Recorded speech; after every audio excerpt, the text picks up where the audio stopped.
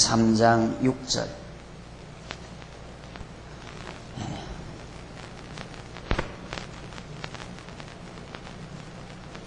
여자가 그 나무를 본즉 먹음직도 하고 보암직도 하고 지혜롭게 할 만큼 탐스럽기도 한 나무인지라.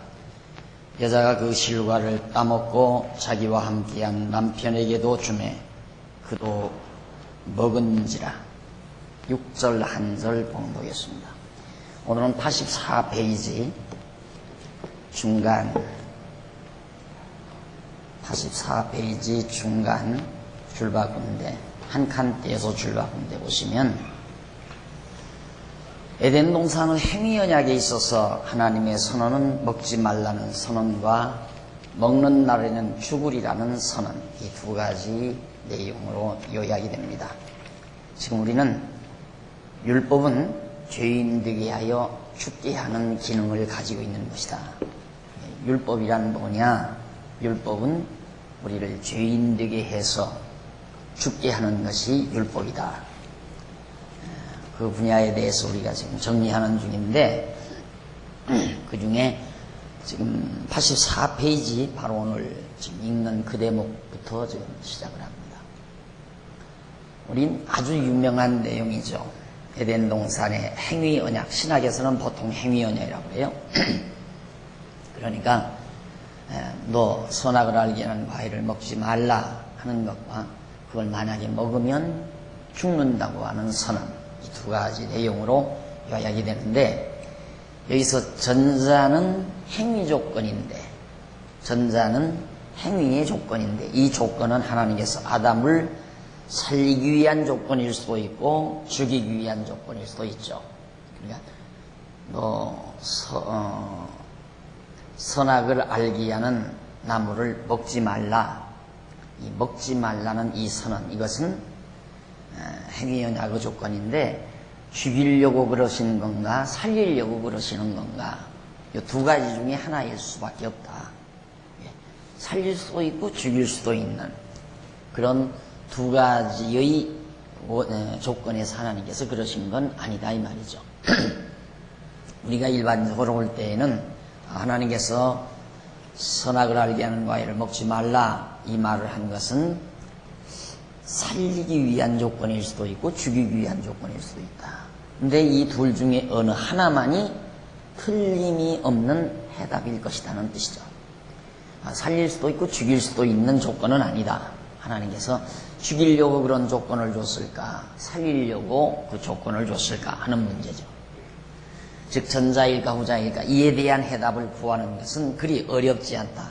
더 이상 주저할 것 없이 정확하고 분명한 해답은 후자이다. 즉 죽이려고 바로 이 행위 언약을 행위 조건 행위 언약을 주신 것이다. 먹지 말라고 왜 했는가? 먹는 날 죽이려고 먹지 말라고 했다 이 말이죠.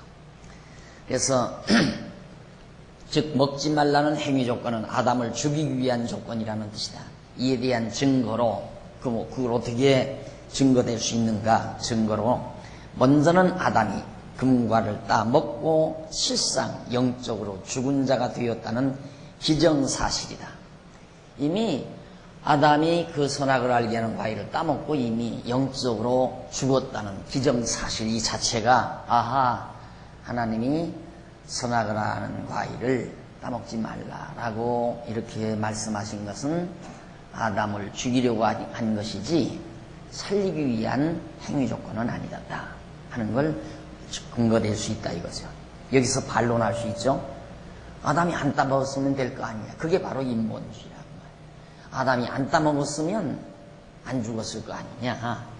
이렇게 말하는 것이 바로 인간 의지 여하에 따라서 하나님이 뒤따라 처리하시는 섭리, 이렇게 생각하는 것이 인본주의 사고방식입니다. 지금 여기서 제가 말하는 건 신본주의적인 하나님을 기본으로 한 그런 사고에 의해서 말씀드리는 내용이죠. 그리고 다음은 성경의 분명한 증언입니다. 성경이 기정사실일 뿐만 아니라 성경이 증언하는데, 즉 모든 일을 그 마음의 원대로 역사하시는 자, 곧 하나님이시라는 대전제에 의한 증언인 것입니다. 하나님께서는 모든 일을, 여기서 모든 일은 바로 아담이 선악을 알게 하는 과일을 따먹고 죽는 일도 다 포함이 되는 거죠. 여기서 모든 일 가운데서 그 일은 빼고가 아니라 이 땅에서 일어나는 모든 일 전부가 다 하나님의 마음의 원대로 하나님이 역사하는 것이다 라고 하는 성경 자체가 우리에게 너무도 분명하게 말해준다. 85페이지 위에서 세 번째 줄, 하나님께서는 인간이 먹으면 하나님과 같이 선악을 알게 되기 때문에 죽여야만 하는 선악을 알게 하는 나무의 실과를 먹음직도 하고 보암직도 하고 지혜롭게 할 만큼 탐스럽게도 하게 만드셔서 에덴 동산 중앙에 나게 하셨다.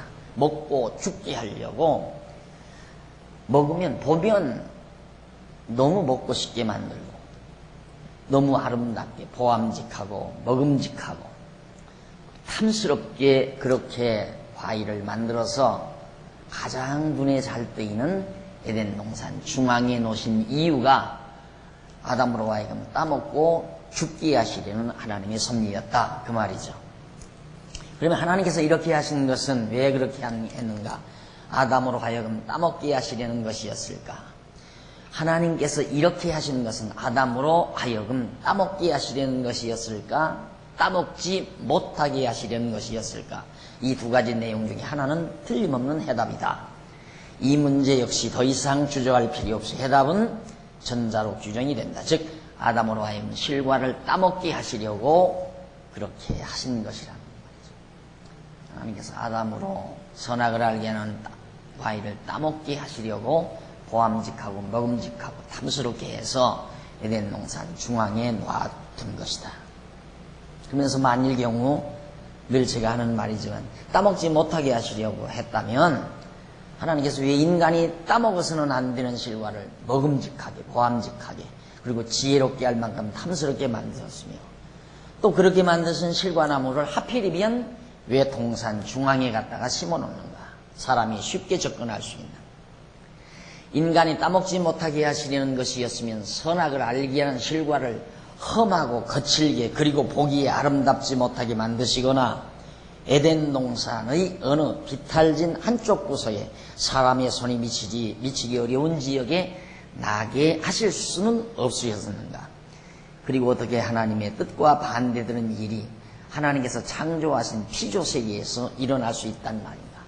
하나님의 뜻과 반대되는 일이 이 세상에 일어난다는 건 우리들의 섭리관에서는 있을 수 없는 얘기죠. 신본주의적인 섭리관에서는 하나님의 뜻이 아닌 일이 이 세상에 일어날 수는 없어요. 그렇다면 전능자가 아니죠. 하나님이 또 절대 주권자가 아니시고, 왜? 하나님이 원하시지 않는 일이 이 세상에 일어나고 있으니까. 그러니까 그건 있을 수가 없어요.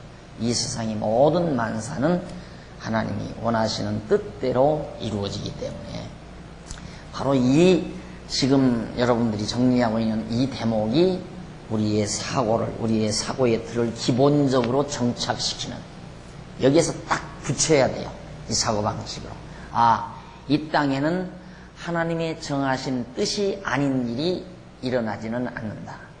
어떠한 일도. 그래서 모든 일을 하나님의 마음의 원대로 역사하시는 분이시다. 자, 그래서 이제 거기 밑에서 네 번째 중간에 보시면 85페이지 밑에 네 번째 중간, 하나님께서 창조하신 것이 실패작이라는 말인가? 하나님께서도 실패하실 수 있는 분이라는 뜻인가? 절대로 그럴 수는 없다. 하나님이 아담이 말 안 들어서 당신이 하고자 하시는 섭리가 실패했다. 그래서 이제 어떤 학자들은 그렇게 얘기해요. 어떤 학자들이 아니라 대부분의 학자들은, 어떤 그런 학자들은, 신학자들은 하나님께서 첫 창조는 실패해서 재창조를 하셨다. 하나님이 처음 창조가 실패로 돌아가니까 다시 창조를 했다라고 하는 거예요. 그게 얼마나 어리석은 말입니까? 하나님이 어떻게 실패를 해요? 실패하시는 하나님이라면 우리가 믿을 수가 없죠. 한 번 실패했으면 두 번은 실패 안 하나요? 한 번 실패하신 분은 2번도 하고 10번도 실패할 수 있어요. 우리는 그런 하나님은 믿을 수가 없잖아요. 이 하나님은 실패하시는 하나님이 아닙니다. 어차피 하나님께서는 계획대로, 늘 강조하지만 로고스대로 당신의 계획, 생각, 사상, 뜻대로 설계해서 그 설계대로 천지만물을 창조하시고 계획대로 모든 만사를 이끌어 가시는 거지, 하나님이 이렇게 하려고 했는데 그게 아담이 말을 안 듣고 뱀이 장난을 쳐가지고 하나님의 창조가 실패로 돌아갔다. 이것은 정말 희발한 착상이죠. 너무 하나님을 우습게 보고 하는 사람들의 생각인 겁니다. 우리는 그렇게 볼 수 없어요. 그래서 하나님께서 창조하신 것이 실패작이라는 말입니다. 하나님께서 실패할 수 있다는 분인가, 있는 분이시란 뜻인가? 절대로 그럴 수는 없다. 그렇다면 하나님께서 선악을 알게 하는 나무의 실과를 나게 하신 것은 인간으로 하여금 따먹게 하시려는 것이었음이 너무도 분명하지 않은가. 그렇다고 해서 이어지는 의문이 벌써 다 해결되는 것은 아니다. 여기에서도 의문은 계속해서 이어진다. 자, 그러면 하나님께서 아담을 따먹고 선악을 알게 하는 과일을 따먹고 죽게 하려고 그걸 만들었다. 그렇게 정리를 했다고 해서 그러면 의문이 다 풀리는가? 아니죠. 꼬리를 물고 의문은 계속이 돼요. 그래서 그 의문은 뭔가 줄바꾼데 86페이지 위에서 네 번째 줄. 하나님께서는 왜 처음 지어놓으신 인간으로 하여금 선악을 알게 하는 나무의 실과를 따먹고 금과 법을 위반하여, 그러면 법을, 율법을, 에덴의 율법을 범해가지고 죄인이 되게 했을까? 그게 궁금하잖아요. 그럼 하나님께서는 왜 따먹게 해서 죄인 되게 했나? 아담을. 그게 의문되잖아요. 혹시 뜻하신 바대로 인간이 잘 만들어지지 못해서 죽여 없애버리려고 그리 하셨을까? 그러나 하나님께서 창조 첫 여섯째 날에 인간과 각종 짐승을 지어 놓으시고 심히 좋았다고 평가를 하신 것입니다. 창세기 1장 24절로 31절 보면. 그것은 아니지 않는가? 하나님께서 인간 잘못 만들어서 다 죽이고 다시 만들려고 그랬나? 그건 아니다 이거죠. 왜? 아담 만들어 놓고 심히 좋았더라고 했으니까. 첫 인간 지어 놓으시고 심히 참 좋았다, 아름답다, 그 말이 좋다, 선하다. 좋다라는 말은 선하다, 좋다 같은 말이에요. 그렇게 하나님이 평가했는데 그렇게 좋게 지어놓은 인간을 왜 하나님이 죽이겠는가 그 말이에요. 그렇다면 하나님께서는 무슨 이유와 목적에서 아담을 타락하여 죄인이 되게 하셨는가? 이에 대하여 성경은 하나님께서 인간에게 율법을 주어 죄되게 하시는 것은 그 율법으로 말미암아 죽게 하시려는 것이라고 분명하게 확증하여 준다. 바로 이게 결론입니다. 조금 읽어보면 성경 다 나와요. 하나님께서는 율법을 왜 주는가? 아까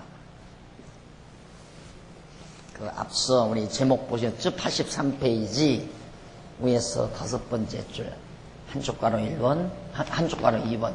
율법은 죄인 되게 하여 죽게 한다.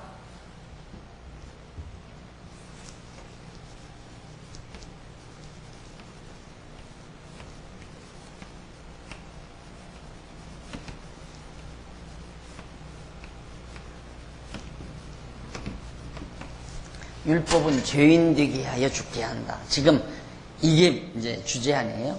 예, 주제인데 참 그걸 지금 증명해내는 거예요. 율법이 정말 우리를 죄인 되게 해서 죽게 하는가? 성경이 그렇게 확증해 준다. 이에 대한 증거로는 아담의 경우를 비롯해서 다음의 증거는 이스라엘 택한 백성이고 그 다음은 하나님의 아들 예수 그리스도이시고 마지막으로는 그리스도의 지체들인 성도들과 그 외의 모든 인류들이다. 죄인 되게 해서 죽게 한다.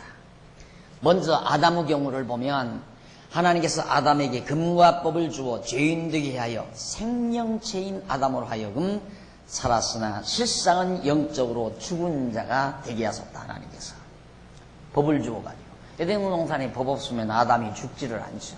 하나님이 선악을 알게 하는 과일을 따먹지 말라 하고 에덴 동산에 법을 주었기 때문에 그 법에 의해서 아담은 죄인이 되고 죄인 됐으므로 영적으로 죽어버리게 했고, 그 다음 아담만이 아니에요. 그 다음은 이스라엘 백성의 경우인데 하나님께서 모세를 통하여 시내산에서 이스라엘 백성에게 율법을 주었어요. 주고 그 후 가나안 땅에 들어가서 율법을 범함으로 그 죄로 인하여 멸망을 당하게 하셨다. 이스라엘 백성들 가나안 땅 들어가서 율법을 범하고 우상을 섬기로 많은 백성들이 죽음에 이르게 됐어요. 또 뿐만 아니에요. 87페이지 넘어가면 그 다음은 하나님의 아들 예수 그리스도의 경우죠. 그는 근본 하나님의 본체로서 죄가 전혀 없으신 분이셨으나 하나님께서 그로 하여금 율법 아래 나게 하시고 종의 형체를 가져 사람들과 같이 되어 율법의 저주를 받은 바 되사 십자가에 죽게 하셨습니다. 갈라디아 3장 13절, 빌립보서 2장 6절 8절, 로마서 8장 3절 4절 다 나오죠. 율법의 저주 아래, 예수 그리스도를 율법의 저주 아래, 율법이죠. 율법의 저주 아래 예수님이 태어나서 바로 이 율법의 저주 아래서 예수가 율법에 의해서 죽음을 당하게 해요. 이것이 율법의 용도였다. 율법은 죄인들에 의해서 죽게 한다. 그럼 예수님만인가? 마지막으로 그리스도의 지체들인 우리 성도들도 마찬가지예요. 성도들과 그 외의 모든 인류들에게도 하나님께서 율법을 주어 죄가 죄되게 하여 죽게 하시는 것이다. 그러니까 율법과 죄와의 관계는 인간을 죽이는데 서로가 밀접한 관계를 가지고 있음을 알 수 있다. 바울은 로마서 7장에서 내 형제들아 너희도 그리스도의 몸으로 말미암아 율법에 대하여 죽임을 당하였으니 로마서 7장 4절에 나오죠. 율법에 대해서 우리가 죽임을 당했다. 그는 이어서 전에 법을 깨닫지 못했을 때는 내가 살았더니 계명의 이름에 죄는 살아나고 나는 죽었도다 그 말이에요. 그러니까 우리가 죽었다는 말은 그리스도와 함께 죽었다는 말이거든요. 예수 그리스도가 십자가에 죽으시면 내가 그리스도와 함께 십자가에 죽었다는 얘기입니다. 왜? 율법 아래 우리가 들어가니까 죄인으로 드러나요. 율법이 없을 때는 내가 의인이더니 율법이 나타나니까 내가 죄인 되고 말았어요. 율법은 나를 죽인다 이 말입니다. 그러니까 결국 율법 아래서 그리스도와 함께 우리들이 죽게 돼버렸다. 우리는 율법 아래서 죽은 자예요. 그게 바로 성경이 말하는 바란 말입니다. 그리고 거기 나오잖아요. 그는 이어서 전에 법을 깨닫지 못할 때는 내가 살았더니 계명의 이름에 율법의 이름에 죄는 살아나고 나는 죽었도다. 생명에 이르게 할 그 계명이 내게 대하여 도리어 사망에 이르게 하는 것이 되었도다. 율법이 결국 나를 죽게 하는 것이 됐다 이 말이죠.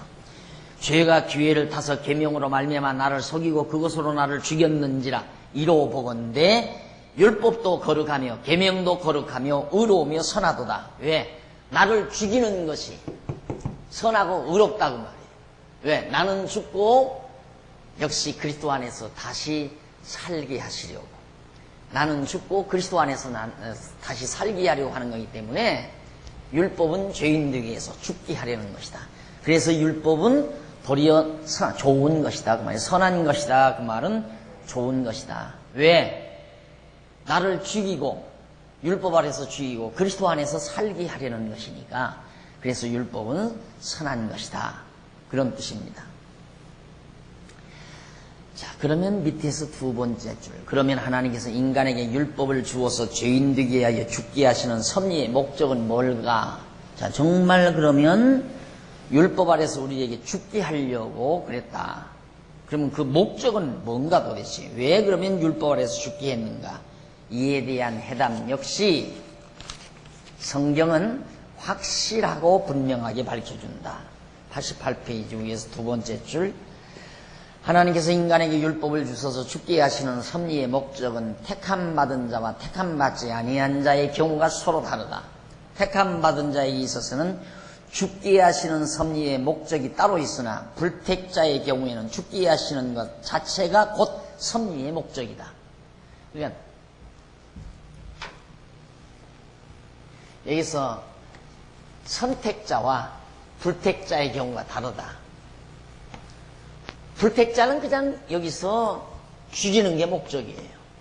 그런데 선택받은 자는 여기서 죽여가지고 여기서 하나님의 은혜 아래서 살게 하려고. 이게 목적이에요.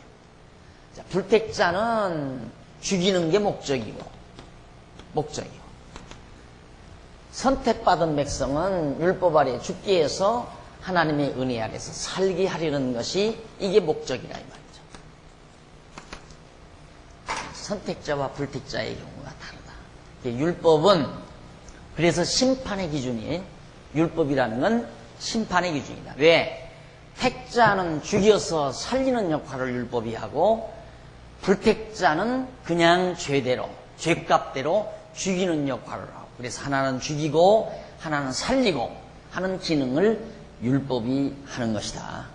그래서 율법은 심판의 기준입니다.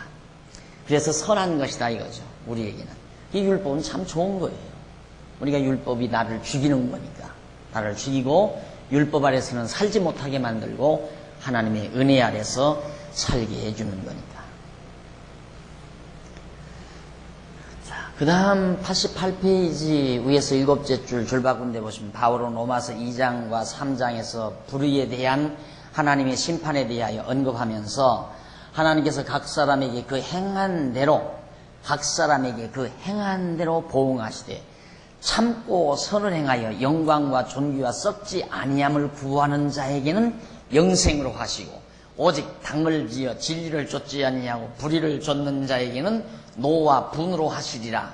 악을 행하는 각 사람의 영에게 반란과 권고가 있으리니 첫째는 유대인에게 또한 헬라인에게라. 선을 행하는 각 사람에게는 영광과 존귀와 평강이 있으리니 첫째는 유대인에게 또한 헬라인에게라. 이는 하나님께서 외모로 사람을 취하지 아니하심이니라. 무릇 율법 없이 범죄한 자는 또한 율법 없이 망하고, 율법 없이 범죄한 자는 이방인을 말하는 거예요. 그 다음 무릇 율법이 있고 범죄한 자는 율법으로 말미암아 심판을 받으리라. 이거 유대인을 말하는 거예요. 율법 있는 자들은 유대인이고 율법 없는 자들은 이방인이고. 그런데 로마서 2장 6절로 12절이죠. 그러면서 그 뒤에는 그러면 또 아니요, 우리는 나으뇨? 오늘 택함 받은 우리 성도들은 그러면 나으냐? 그러면 하나님께서 율법으로 말미암아 이방인이나 유대인이나 다 망하는데, 율법 없이 범죄한 유대인도 망하고 율법 없이 범죄한 이방인도 망하는데, 그러면 우리 성도들은 그들과 다르냐? 나은 것이 있느냐? 그 말이에요. 아니라, 결코 아니라 유대인이나 헬라인이나 다 죄 아래 있다고 선언하였느니라. 모두가 다 죄 아래 있다. 율법 아래 있다. 율법 아래 있으면 전부 다 죄인이니까 어느 누구나 유대인이나 헬라인이나 야만이나 다 모두가 다 죄인이다. 누구도 나은 자가 아무도 없다. 그 말이에요. 자, 그러면 아무도 없으면 어떻게 한다는 얘기인가? 기록한 바 의인은 없나니 하나도 없으며 깨닫는 자도 없고 하나님을 찾는 자도 없다. 다 치우쳐 한 가지로 무익하게 되고 선을 행하는 자는 없나니 하나도 없도다. 로마서 3장 9절로 12절에 나오는 말씀이에요. 그리고 바울은 이어서 말하기를 우리가 알거니와 무릇 율법이 말하는 많은 율법 아래 있는 자들에게 말하는 것이니. 자, 여기가 결론이에요. 그러니까 다시 조금 거슬러 올라가 보십시다. 위에서 7째 줄 88페이지 위에서 7째 줄. 바울은 로마서 2장과 3장에서 불의에 대한 하나님의 심판에 대해 언급하면서 하나님께서 각 사람에게 그 행한 대로 보응하신다. 여기가 이제 함정이에요. 행한 대로 보응. 얼마나 분명해 성경이. 봐라, 행한 대로 보응한다고 하지 않았냐. 그러니까 우리가 율법을 지켜야 된다. 행한 대로 보응한다고 그랬으니까. 자, 그러니까 성경을 부분적으로, 단편적으로, 부분적으로 본다는 게 얼마나 무서운 것인가를 알 수 있어요. 지금 바울이 이 행한 대로 보응한다는 이 말은 어디 아래 있는 자? 율법 아래 있는 자들에게 해당되는 말이다. 그 말이에요. 그러니까 율법 아래 있는 자들에게는 행한 대로 보응하니까 한 사람도 죄인 아닌 사람이 없어요. 그러니까 율법 아래 있는 자는 다 망하는 거예요. 우리처럼 율법 안에서 죽고 그 다음 은혜 아래서 사는 하나님의 택한 백성이라야 구원을 얻지 율법 아래에 있는 자들은 한 사람도 구원 얻을 사람이 없네. 왜? 행한 대로 보응하니까. 이 말인데 그러니까 거기 바울이 그러잖아요. 밑에서 두 번째 줄. 그리고 바울은 말하기를 우리가 알거니와 무릇 율법이 말하는 말. 율법이 말하는 말은 이거예요. 행한 대로 보응한다는 게 율법이 말하는 거예요. 율법은 죄값은 사망이다. 율법은 행한 대로 보응한다. 이게 율법이 말하는 말인데 이 율법이 말하는 말은 누구에게? 율법 안에 있는 이들에게 하는 말이지 은혜 아래에 있는 우리에게 하는 말이 아니다. 확실하잖아요.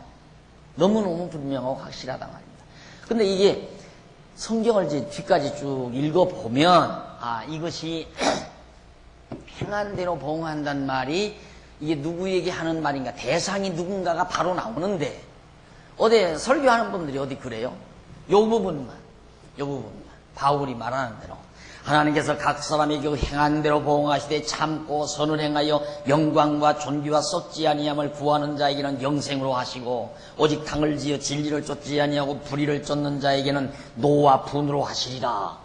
이게 율법이 말하는 거거든요. 근데 그 말을 그대로 오늘날 성도들에게 이거 보시라.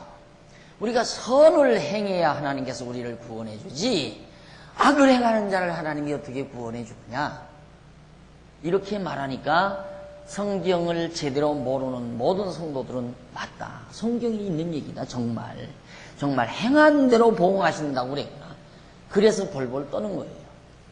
그런데 바울이 뭐라고 그랬어요? 우리는 나으냐 그러면 우리들은 나으냐 아니다. 우리나 유대인이나 할 것 없이 누구나 다 율법 아래서는 의인 될 사람이 한 사람도 없다 이 말이에요. 그 다음 단계 말하는 얘기가.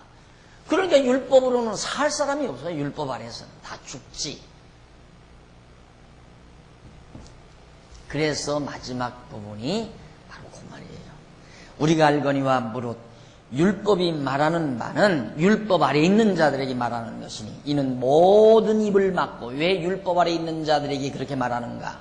왜냐하면 이는 모든 입을 막고 온 세상으로 하나님의 심판 아래 있게 하려고 온 세상 다 모두 다 하나님의 심판 아래 들어가서 아무도 반론하지 못하게 율법으로 갖다 딱 시입에 누구도 나를 왜 지옥 보냅니까? 나를 왜 나에게 왜 상급 안 줍니까? 나를 왜 하나님께서 저주하십니까? 하고 반항할 사람이 하나도 없다 이 말이에요. 어떻게 하면? 율법으로 갖다가 대면. 왜? 율법 지키는 사람이 한 사람도 없으니까. 율법 아래서 의인 될 사람이 한 사람도 없어요. 그런데 율법이 아니면 반항할 사람 많죠. 나 자선사업 많이 했는데 왜 하나님 나에게 복 안 줍니까? 나 이렇게 선량하게 살았는데 하나님은 왜 날 지옥 보내려고 합니까? 하고 얼마나 반항하겠느냐 이 말이죠.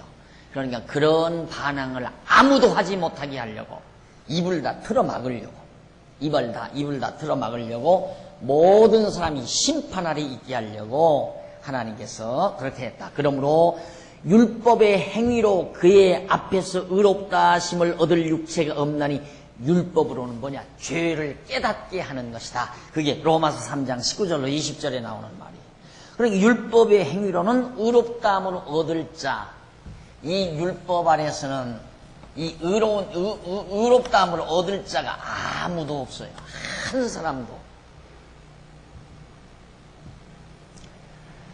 자, 이렇게 너무 분명하고 확실한 진리를 바울이 우리에게 전해주었고 성경은 우리에게 말하고 있는데 왜 오늘날 자꾸만 이 율법을 오늘 은혜 아래서 살고 있는 우리 성도들에게 자꾸 강조해서 율법 아래로 가라 이거예요. 우리 율법 지켜야 된다. 뭐라고는 하느냐면 우리는 예수 그리스도로 말미암아 구원을 얻었다 이거예요. 우리는 은혜로 말미암아 구원을 얻었다. 그러니 이제는 구원을 얻었으니까 가서 율법을 지켜야 된다. 이것이 대한민국 교회에서 가장 최고로 복음적이라고 가르치는 교회가 말하는 내용이에요. 이 말을 그동안 못한 거예요. 그래서 여러분 우리나라에서 한때 이제 우리 교회에서 공부하다가 청년들이 몰려간 곳이 있어요. 교회가 여기 잠실어 뒤에 있는데 무슨 교회라더라. 거기도 박씨예요, 목사가. 근데 그분이 낸 책이 뭐냐면 구원 그 이유라는 책을 냈어요. 그 말은 뭐냐면 구원 그 이후에는 구원받은 이후에는 율법을 지켜야 된다 이거예요. 그 말이 바로 그 책에 나오는 얘기예요. 와, 맞다 이거죠. 왜 그러냐면 대부분의 목사님들이 예수를 우리가 믿어도 그래도 율법을 지켜야, 율법대로 안식일을 지키고 율법대로 11조를 내고 율법을 지켜야 구원을 얻는다. 이런 쪽으로 많이 이제 목사님들이 신앙의 열정을 불러일으키기 위해서 얘기를 했는데, 그 박 목사라는 사람이 또 나타나서 뭐라고 하냐면, 아니다, 예수를 구원 얻는 건 예수 믿음으로 말미암아 은혜로 그냥 얻는다. 은혜로 한다. 그러면 그렇지, 성도들 좋다. 그럼 구원 얻은 다음에는 그 다음에는 율법을 지켜야 된다. 이게 이제 굉장히 한국교회 성도들에게 어필이 된 거예요, 그 말이. 그리고 목사들에게도 그건 율법을 지켜야 된다니까. 왜? 목사님들이 제일 지금 두려운 것이 율법 지키지 말라면 11조 안 낼 것이고 안식일 안 지킬 것이고, 이게 두려운 거예요. 율법을 안 지켜도 된다 이 말하면 교인들 안 나올 거고 주일날 먹으러 나와요. 안식일이 아닌데, 안식일 안 지켜도 되는데. 그리고 11조를 왜 내요? 그 아까운 돈을. 그러니까 그게 두려운 거예요. 율법 지키지 말라 이 말을 하면 11조와 안식일 이 두 개 때문에 그런 거예요. 그러니까 얼마나 얄팍한 생각입니까? 그 지도자들의, 교사들의 생각이. 그래서 이제 은혜로 말미암아 구원 얻은 자는 율법을 지켜야 된다. 그러니까 율법 지킨다면 됐다. 11조에 관계없고 안식일에 관계가 없으니까. 그렇지, 구원 얻은 다음에 우리는 은혜로 구원 얻었으니까 안식일도 지키고 11조도 내야 한다. 그래서 그게 그래도 모든 목사님들에게 공감을 불러일으키고 한데, 나는 하야 가면 안 된다 이거야. 여기서 죽었는데, 죽어서 여기 와서 우리를 살리느라고 예수님께서 십자가에 못 박혀 죽었다가 3일 만에 부활했는데 여기를 왜 또 가려고 하느냐 이 말이야. 죽으려고. 가면 또 죽이는데. 그래서 사도 바울이 갈라디아서 십자가, 너희 눈앞에 십자가가 밝히 보이거늘 누가 너희를 이쪽으로 꼬이드냐 이 말이야. 일로로 가라고. 누가 너희를 꼬이드냐. 그게 갈라디아서에서 바울이 하는 말 아니에요. 하지 말라 이 말이야. 율법 아래 가지 말라. 우리는 은혜 아래서 살아라. 하나님의 은혜 아래 살 때만이 은혜로 말미암아 우리는 의인이 되는 거고, 은혜로 말미암아 하나님의 자녀가 되는 거지, 절대 은혜로 우리가 살아난 우리는 율법 아래 가서 또 두들겨 맞고 율법에 무거운 멍에 지고 종로로 돼서는 안 된다. 그게 내 주장이라면, 내 주장이 아니라 성경이 말하는 거예요. 이게 성경대로 말하는 이게 목사님들에게는 왜? 나 성경에 행한 대로 보응한다고 그랬는데 무슨 소리. 안식일 범하면 망한다 이거야. 율법대로 절대 11조 안 내면 하나님께서 저주한다 이거. 행한 대로 보응하니까. 이게 얼마나 답답한 얘기냐 이 말이에요. 바로 여기가 핵심이에요. 요 부분이. 그러니까 여러분이 지금 행한 대로 갚는다. 성경에 행한 대로 보응한다는 말이 로마서에 너무 생생하게 나오잖아요. 그러니까 교사들은 여기 있고 봐라. 사도 바울도 행한 대로 보응한다고 하지 않느냐. 율법 지켜야 된다. 성경에는 양면성이 있다. 그러면서 은혜로 구원을 얻지만 그래도 율법도 지켜야 된다고 성경은 말한다. 이러면서 어물어물. 그래서 어떤 유명한 목사님이라도, 공부를 아무리 많이 했다고 하는 목사님이라도 처음에는 뭐 은혜 많이 얘기해요. 다 은혜. 아까 얘기한 대로 그거예요. 하나님께서 우리에게 은혜로 살리셨다. 우리는 다 죄인이다. 은혜로 살렸는데 이제는 양심적인 사람은 하나님께서 이렇게 아까 말한 대로 은혜로 살렸으니 우리는 이제 하나님의 뜻대로 율법 지키기 위해 살아야 된다. 이렇게 얘기하는 거예요. 그런데 좀 마구잡이로 하는 분들은 무슨 소리냐? 예수 믿어도 율법도 지켜야 된다. 이러고 나오는 거죠. 행한 대로 갚으니까. 그런데 율법 안 지키면 지옥까지 무슨 소리냐?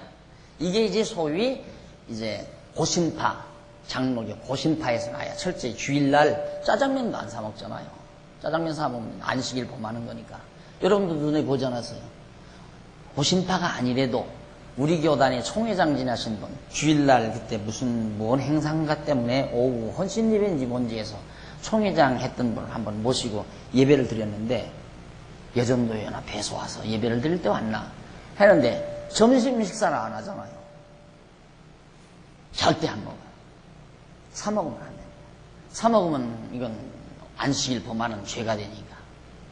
그런 식의 사고방식을 가지고 교회를 지도하고 성도들의 신앙을 지도해 온 거란 말입니다. 이건 뭐 너무도 분명하고 확실한 거니까 이건 성경이에요. 내가 성경 전부 근거돼서 말씀드리잖아요. 자, 그렇다면 요약해서 다시 89페이지 최종적으로 우리가 요약을 하면, 다시 요약하면 하나님께서 율법으로 인간들의 행위를 따라 심판하시는데 어느 누구도 율법의 심판을 면할 수 있는 의인은 아무도 없다는 것이다. 왜냐하면 그것은 율법의 행위로는 하나님 앞에 의롭다 하심을 얻을 육체가 없기 때문이에요. 이거 아무리 행해도, 율법을 아무리 행해도 이걸 행해서 의롭다함을 얻을 사람은 아무도 없어요. 그래서 내가 그걸 질문한 거 아니에요. 한참 그 교리투쟁 벌어졌을 때, 교리싸움 벌어졌을 때, 대학원 시절 제 논문 심사위원 하셨던 지도교수에게 제가, 그럼 율법을 지키면 그게 의가 됩니까? 그러니까 멈칫하고 한참 앉았어요. 대답도 안 하고, 아니단 말도 안 하고, 기단 말도 안 하고, 한참 있더니만, 의가 될 수는 없지. 이래요. 그렇지요, 목사님. 교수님. 의가 될 수는 없잖아요. 어떻게 율법을 지켜서 우리가 의가 되질 수 있습니까? 만약에 율법을 지켜도 의가 되지. 그러면 예수 믿음으로 말미암아서도 의가 되고 율법을 지켜서도 의가 되겠네요. 그 다음 질문이 그렇게 들어가려고 그랬거든요. 그랬더니 자기도 학자니까 양심적으로 율법을 지켰다고 해서 의가 되는 건 아니지. 그래요. 그러면 교수님, 율법을 안 지켰다고 해서 죄가 되는 것도 아니지 않습니까? 그러니까 자기 말이 걸려든 거 아니에요. 율법을 지켜서 의가 안 된다면 율법을 범해도 죄가 되는 건 아니지 않습니까? 그러니까 그때는 자기 말에 걸려드니까 막 자기 시험하러 왔다고. 얼마나 호통을 맞았는지. 내 생전에 그렇게 호통 맞아본 적이 없어요. 학교 다니면서도 그런 호통 안 맞아봤거든요. 국민학교 때 여선생한테 뒤통수는 한번 맞아본 일이 있어도 그렇게까지 호통 맞으면 다 커가지고. 그때가 40대가 너무 된대. 박목사 시험하려지 하면서 막 얼마나 큰 소리를 고함을 지르는지. 안 되는 말이에요. 말도 안 되는 얘기죠. 이것 때문에 그동안 뭐 2단이 3단이 사실 우리 교회가 한번 시련을 겪은 것도 그 몇몇 장로님들이 자꾸만 이 율법 때문에 그러게 된 거예요. 율법 때문에. 그럼 우리들 어떻게 살란 얘기냐 이거. 우리가 어떻게 살라는 얘기냐. 노예 목사들이 자꾸만 장로님들한테 박 목사가 잘못 가르치는 거다. 율법을 율법대로 성도들이 살도록 그렇게 가르쳐야지 무슨 소리냐 하면서 11조도 해야 되고 자꾸만 그걸. 그때 내가 다시 살아날 때도 11조를 주보에다가 올리라고 얘기를 하더라고요. 처음 재판 내릴 때는 그건 뭐 그냥 그런 일이 없이 그냥 날 회복을 했는데 그 총무가 마지막 이제 서류를 떼주면서 이제 날 이제 경기노예 가입하라고 다시 들어가라고 이제 서류를 떼주면서 하는 얘기가 다음 주일부터 주보에다가 11조 난을 만드시오. 만들어라. 나는 그거 못하겠다 그러니까 장로님들이 우리가 책임지고 가서 그냥 한다고 하고 가져오겠다 그거예요. 나는 한다는 얘기 안 했어요. 그랬더니 장로님들이 가서 우리가 낼 테니까 주십시오 하고 받아온 거란 말입니다. 근데 내가 내게 하나요 그걸. 주부에다가 11조 난을 내가 쓰게 하느냐 이 말입니다. 그걸 안 썼다고 나중에 또 물고 늘어지는 거 아니에요. 왜 주보에다가 11조를 안 써놓느냐 이거예요.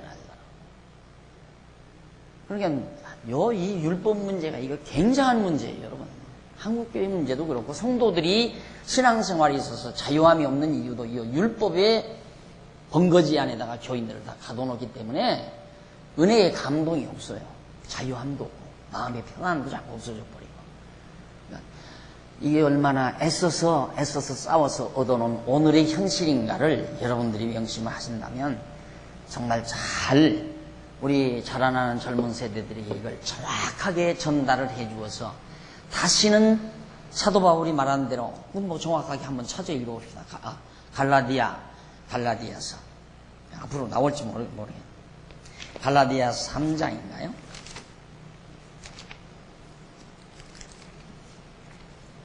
고린도 전후 다음에 갈라디아서.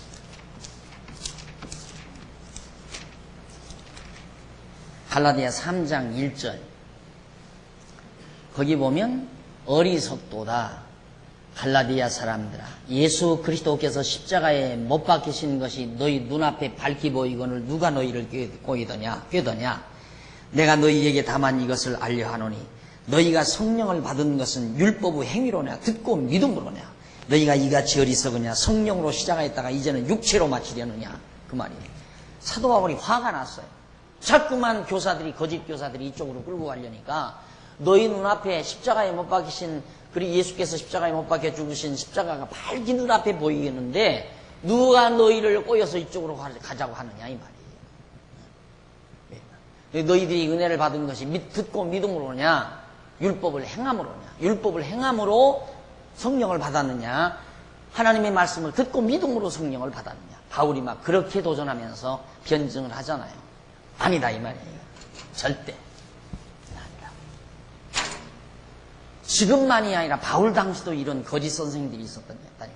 그래, 율법 말하면 전부 거짓 선생이에요. 따지고 보면. 그러면 또 이런 얘기하면 박 목사 저만 또 옳단다. 또 그러니까 내가 이런 말을 요즘에는 강하게 안 하지만 사실 다 거짓부렁이죠. 엄밀히 따지면 막 좀 야하게 강하게 말하면 다 사기꾼이고 알지도 못하면서 왜 자꾸만 일로를 끌고 가느냐 이 말이에요. 여기가 어딘데 죽이려고 끌고 가요. 죽이려고. 우리가 세상법 아래 살면서도 부자유스러운데 그리스도 안에서 하나님의 사랑 안에서 자유와 먹고 살자는 것이 종교생활인데 안 그래요? 딱 간단해요. 우리가 이 종교로 이 신앙을 가진다는 것은 노예로 사는 삶에서 아들로 산다는 얘기예요. 세상 법령 아래서 살면 다 억압받고 살잖아요. 모든 면에서 억압받고 이 세속주의 삶에서는. 그런데 우리가 하나님 안에 들어오면 하나님의 아들로 살거든요.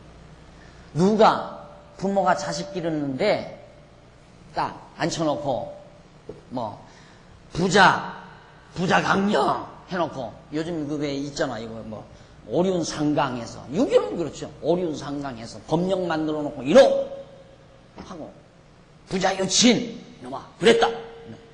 또 효도하라고 그랬다. 이래가지고 하나의 도덕률 그 법령 만들어 그걸로 이제 그러니까 내가 그러잖아요. 유교는 통치수단이에요. 종교도 아니에요. 그건. 왜 그게 종교입니까? 하나의 그 큰 중국 대륙을 통치하기 위한 하나의 통치수단이지. 그래서 공자는 하나의 정치인이지 종교가 아니에요. 그것도 모르고 자꾸만 유교를 무슨 뭐 종교처럼 그렇게 생각해서 그걸 제사하라고 그러니까 그가 무슨 뭐 신이 있어 제사라는 게 아니라 통치수단이라니까요. 가정에서 어쨌든 자녀들이 부모에게 통치가 되면 그게 다스려지면 편안해지잖아요. 나라가 편안해진 거예요. 가정에서 제대로 자식들이 다스려지면. 그 다음 종종에서 자기 종종 식구들 다 종족들 다 다스려 놓으면 나라가 편안해지는 거예요. 그것이 공자의 통치수단이었단 말입니다. 그걸 자꾸만 종교라고 생각하면 종교 아니에요. 그렇게 억압받고 답답하게 사는 사람들이 하나님의 사랑 깨닫고 하나님의 사랑 안에서 은혜 아래서 참으로 자유함을 누리고 자녀들이 집에 들어가서 부자유한 자녀가 어디 있어요? 집에 들어가면 다 편안해지죠. 자유함이 있어요. 왜? 부모의 사랑이기 때문에 자유함이 있는 거 아닙니까? 똑같은 거예요. 우리가 예수를 믿고 신앙으로 산다는 것도 하나님의 은혜와 사랑 안에서 정말 자유함과 편안함과 사랑이 감동을 가지고 사는 삶이 그것이 진짜 종교생활이죠. 어떤 계율 속에 사는 게 아니다 이 말이에요. 기독교의 계율 율법이라고 하는 건 우리를 여기서 임마 여기 가면 죽는다 내 집으로 가라 그 말이에요. 너 하나님 자녀가 아니면 세상에서 억눌려 산다 그 말이에요. 여기서는 종으로 살고 여기는 아들로 산다. 자녀로 산다. 자녀로 산다. 종과 자녀는 전혀 다르잖아요. 종은 유업이 없어요. 자녀는 유업이 있고 부모 재산 다 자녀들이 갖잖아요. 너무 분명하고 확실한 건데 그래서 절대 억압하면 안 돼요. 종교는 진짜 종교, 기독교는 억압의 종교가 아니에요. 들으면 들을수록 자유함의 종교. 아버지를 잘 몰라가지고 들으면 엄마가 아빠 두려운 아빠 아니다.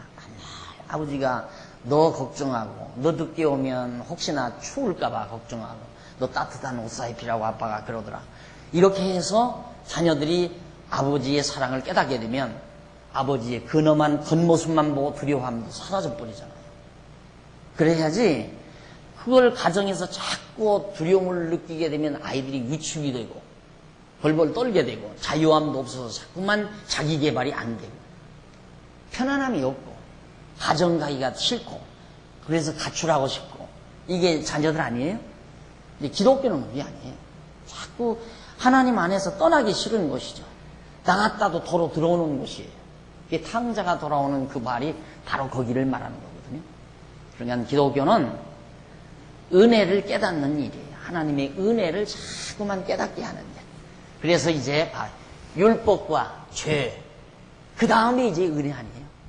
아주 자연스럽게 나와요. 그래서 이 책 율법과 죄 그리고 은혜라는 죄와 율법과 죄 그리고 은혜라는 이 대목의 이론만 딱 사고구도로 정해져 버리면 성경 구도가 딱 잡히는 거예요. 성경 전체를 이해할 수 있는 기본 구도가 머리에 자리 잡히는 거예요. 절대 율법 아니에요. 율법은 생각지도 말아요.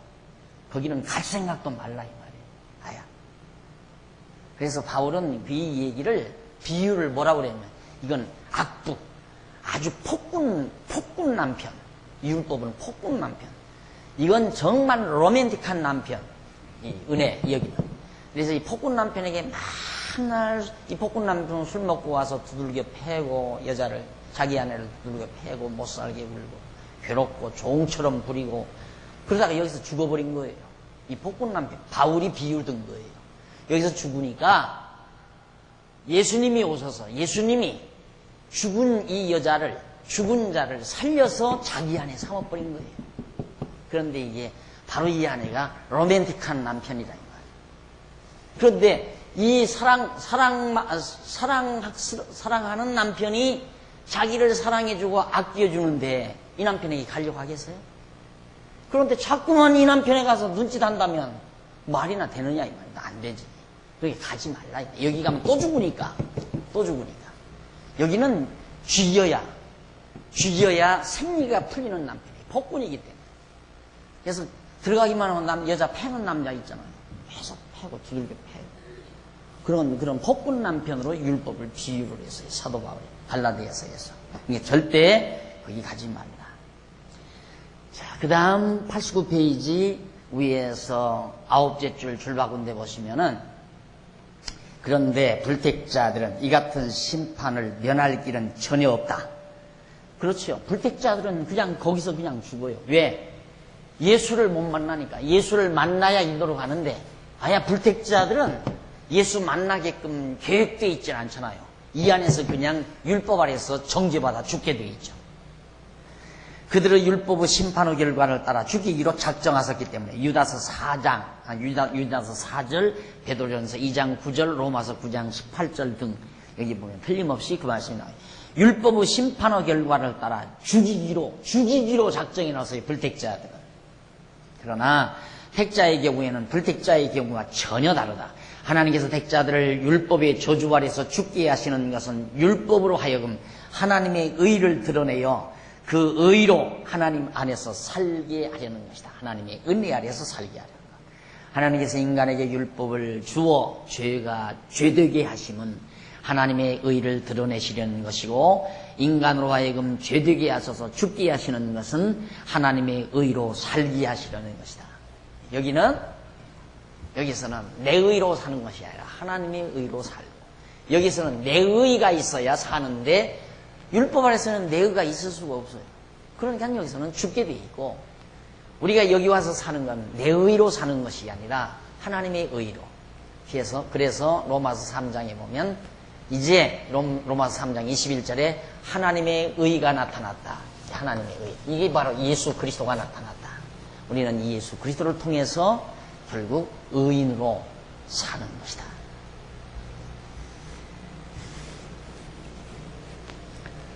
하나님께서 인간에게 율법을 주어 죄가 죄되게 하시면 하나님의 의를 드러내시려는 것이고 인간으로 하여금 죄되게 하셔서 죽게 하시는 것은 하나님의 의로 살게 하시는 것이다. 그다음 줄바꿈 바울은 갈라디아서 2장 후반부에서 의와 율법과의 관계를 설명하면서 내가 율법으로 말미암아 율법을 향하여 죽었나니 바울이 말해 내가 율법으로 말미암아 율법을 향해서 죽었나니 왜냐하면 이는 하나님을 향하여 살려 합니다.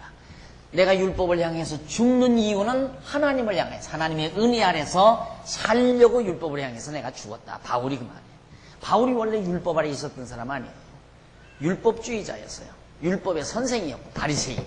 그런데 그가 율법 아래서 죽은 이유는 하나님의 은혜 아래서 하나님을 향해서 살려고 그렇게 율법 아래서 죽었다.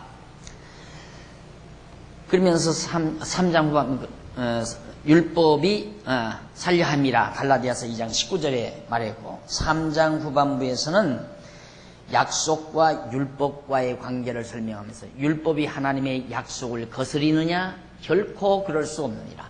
만일 등이 살게 하는 율법을 우리에게 주었다면 의가 반드시 율법으로 말미암았으리라. 3장 21절.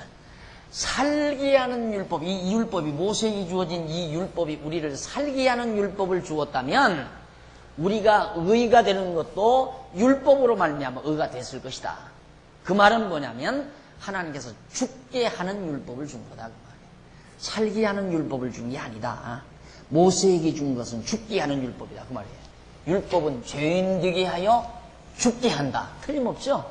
그러니까 저 제목 하나하나가 내 멋대로 붙인 게 아니에요. 내가 연구해서 붙인 게 아니라 성경에 있는 말을 간단하게 요약해서 붙인 거예요. 율법은 우리를 죄인이 되게 해서 죽게 하는 거다. 율법이. 바울이 그랬잖아요. 하나님이 우리를 살게 하는 율법 줬다면 율법으로 말미암아 우리가 의를 얻었을 거다. 살게 하는 율법 준 게 아니다 이 말이에요. 뭔 율법은 죽게 하는 율법이다 그 말이죠. 바꾸어 말하면. 이 내용을 종합해서 정리하면 90페이지 종합해서 정리하면 어떤 결과가 나오냐? 하나님께서 인간에게 죽게 하는 율법을 주셔서 인간으로 하여금 율법을 향하여 죽게 하신 것은 하나님을 향하여 살게 하려는 것으로 내용 정리가 되는 겁니다.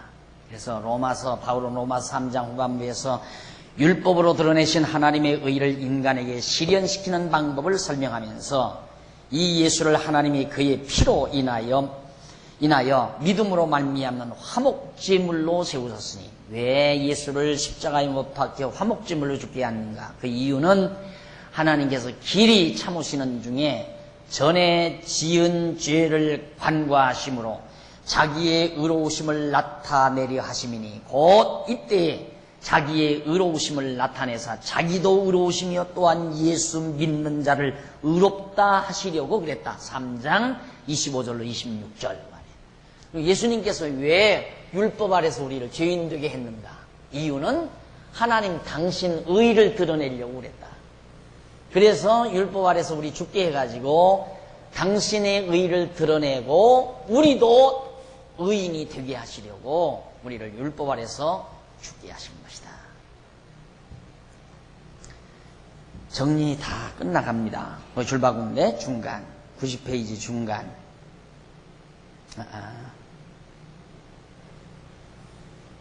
중간에 보면 하나님께서 죽게 하는 율법을 인간에게 주어서 그 율법으로 인하여 죄인이 되게 하신 것은 예수의 피공로로 인간의 죄를 용서하심으로 하나님 자신의 의를 드러내어 하나님께서도 의롭고 예수를 믿는 자도 의롭다고 하려는 것이다. 다시 말하면 하나님께서 인간 자신의 행위에 의한 의로 살게 하시지 아니하시고 나 자신의 의로 살지 못하게 해요. 왜? 자랑하니까. 하나님 앞에 가서 나 잘났다고 자랑하니까. 내 의로 못 살게 한다 그 말이에요. 하나님께서. 그러면 아니하시고 어떻게? 예수의 구속의 공로로 말미암아 의롭다고 하시는 하나님의 의로 살게 하시려고 죽게 하는 율법을 인간에게 주어서 죄인이 되게 하여 죽게 하신다는 말입니다. 이렇게 생각하면 돼요. 자식도 품 안의 자식이라고 그러죠. 품 안의 자식. 여기 머리가 굵어져 가지고 직장 잡아가지고 돈을 벌기 시작하면 아버지를 우습게 알죠. 부모 우습게 알아요. 그리고 부모 말 안 듣잖아요. 시잘난다고. 똑같은 이제요. 하나님께서는 그 말이에요. 품 안의 자식 만들려고 끝까지 내가 아버지 사랑 아니면 못 산다. 그걸 원하시는 것이지 너 나가서 네 멋대로 너 잘난 맛에 너 살아라 그렇게 하는 게 아니다. 이게 인간이 자기 의로 살게 한다면 나 하나님 없어도 나 잘 살 수 있습니다. 아버지 나 안 도와줘도 아버지보다 나는 더 잘 삽니다. 나는 아버지처럼 안 살 겁니다. 이러고 나온다 이 자식들이. 안 그래요? 하나님이 바로 그걸 싫어한다 이 말이에요. 자기 의로 못 살게. 그래서 우리를 율법으로 죽여가지고 하나님의 의로만이 살게 하려는 것이다. 결국 이제 결론